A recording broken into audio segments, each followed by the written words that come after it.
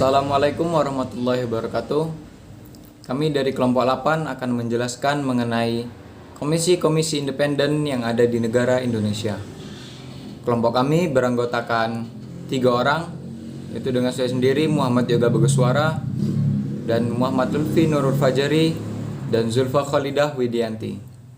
Komisi negara sering disebut dalam beberapa istilah berbeda. Misalkan di Amerika Serikat dikenal sebagai Administrative Agency. Menurut Asimov, Komisi Negara Independen adalah organ negara yang diidealkan keindependensiannya karena berada di luar cabang kekuasaan eksekutif, legislatif, maupun yudikatif. Dalam praktek ketatanegaraan Republik Indonesia, keseluruhan lembaga-lembaga negara yang dikategorikan sebagai Komisi Negara Independen adalah yang memenuhi persyaratan tertentu, yaitu 1. Dasar hukum pembentukannya menyatakan secara tegas kemandiriannya atau independensi dari Komisi Negara Independen terkait dalam menjalankan tugas dan fungsinya. Yang kedua, yaitu independen dalam artian bebas dari pengaruh, kehendak, atau kontrol dari cabang kekuasaan eksekutif. Yang ketiga, pemberhentian dan pengangkatan anggota komisi menggunakan mekanisme tertentu yang diatur khusus, bukan semata-mata berdasarkan kehendak presiden. Yang keempat, kepemimpinan komisi bersifat kolektif kolegial. Jumlah anggota atau komisionernya ganjil dan keputusan diambil secara mayoritas suara. Yang kelima, kepemimpinan komisi tidak dikuasai atau tidak mayoritas berasal dari partai politik tertentu. Yang keenam, masa jabatan para pemimpin komisi definitif, habis secara bersamaan dan dapat diangkat kembali untuk satu periode berikutnya. Yang ketujuh, keanggotaan lembaga negara. Ini terkadang ditujukan untuk menjaga keseimbangan perwakilan yang bersifat non-partisan. Gunawan Atauda menyatakan bahwa di Indonesia saat ini terdapat 15 komisi negara independen, yaitu 1 komisi yudisial yaitu KY, yang kedua komisi pemilihan umum yaitu KPU, yang ketiga komisi nasional hak asasi manusia yaitu Komnas HAM, yang keempat komisi nasional anti kekerasan terhadap perempuan yaitu Komnas Perempuan, yang kelima komisi pengawas persaingan usaha, yang keenam Ombudsman Republik Indonesia yaitu ORI, yang ketujuh Komisi Penyiaran Indonesia yaitu KPI, yang ke-8 Komisi Pemberantasan Tindak Pidana Korupsi yaitu KPK, yang 9 Komisi Perlindungan Anak yaitu KPA, yang ke-10 Dewan Pers, yang ke-11 Dewan Pendidikan, yang ke-12 Pusat Pelaporan dan Analisis Transaksi Keuangan yaitu PPATK, yang ke-13 Komisi Informasi, yang ke-14 Badan Pengawas Pemilu yaitu Bawaslu, dan yang ke-15 Lembaga Perlindungan Saksi dan Korban yaitu LPSK. Selanjutnya akan dijelaskan oleh rekan saya.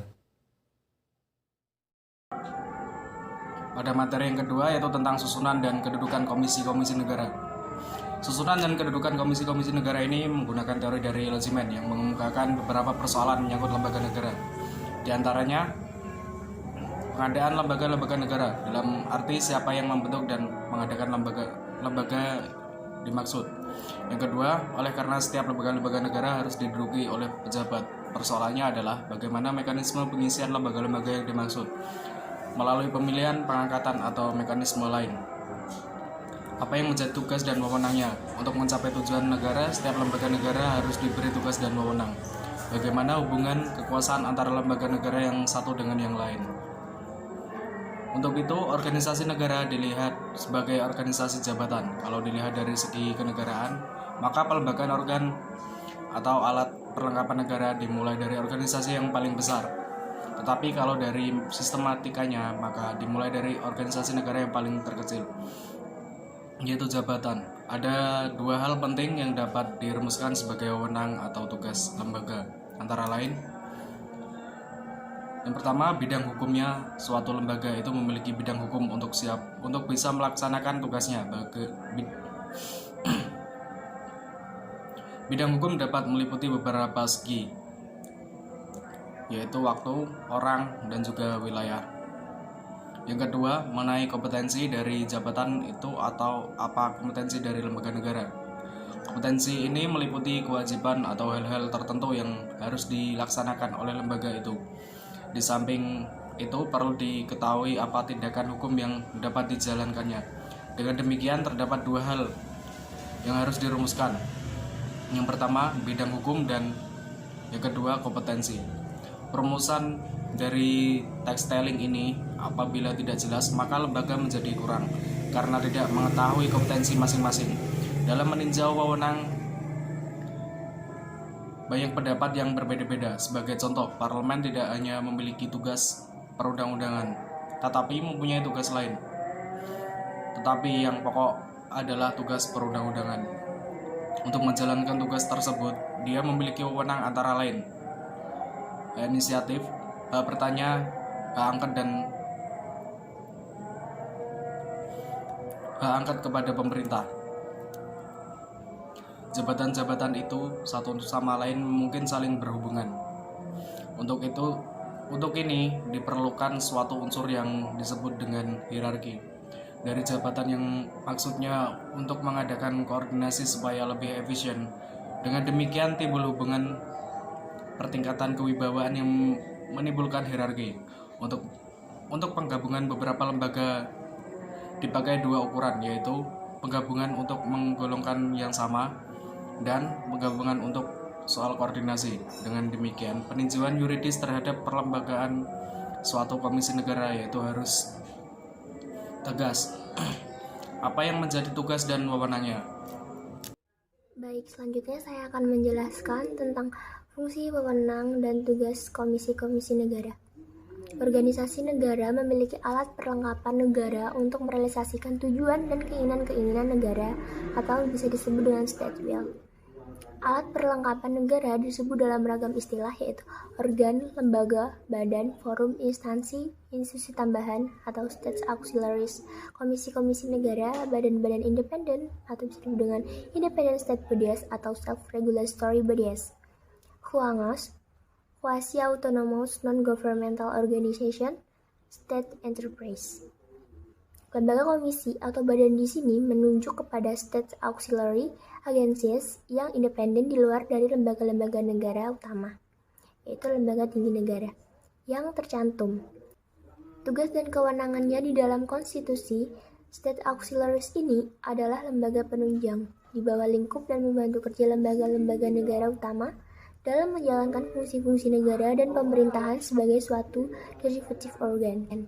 Lembaga-lembaga ini berkaitan dengan tujuan negara, fungsi negara, dan tugas-tugas pemerintahan dalam arti luas. Lembaga-lembaga, komisi-komisi, atau badan ini muncul untuk menjalankan fungsi-fungsi negara, yaitu pemerintahan, sebagai pelaksanaan lebih lanjut dari tujuan-tujuan negara yang telah ditetapkan dalam konstitusi. Secara struktural, lembaga-lembaga ini bersifat subordinatif dan bersifat koordinatif. Dari segi fungsi, dapat berganda atau bisa disebut dengan multiple. Satu lembaga dapat memegang 2 hingga 3 fungsi sekaligus. Fungsi legislatif, yaitu regulatif, fungsi eksekutif, yaitu operasional administratif, maupun fungsi yudisial, memberikan punishment atau hukuman. Semua lembaga ini memiliki kedudukan independen untuk efektivitas dan derajat independensi yang berbeda-beda. Sebagai contoh, lembaga kepresidenan dengan fungsi eksekutifnya merupakan alat perlengkapan yang dapat menumbuhkan alat perlengkapan negara lainnya untuk melaksanakan tugas-tugas konstitusionalnya yang luas dan banyak. Demikian pula dengan lembaga legislatif juga dapat menumbuhkan dan membentuk lembaga-lembaga independen untuk merealisasikan aspirasi rakyat dan ikut mengontrol jalannya lembaga-lembaga negara lainnya yang berada di bawah kontrol fungsi eksekutif, yaitu lembaga kepresidenan. Sekian dari kelompok kami, kurang lebihnya mohon maaf. Billahi taufiq wal hidayah. Wassalamualaikum warahmatullahi wabarakatuh.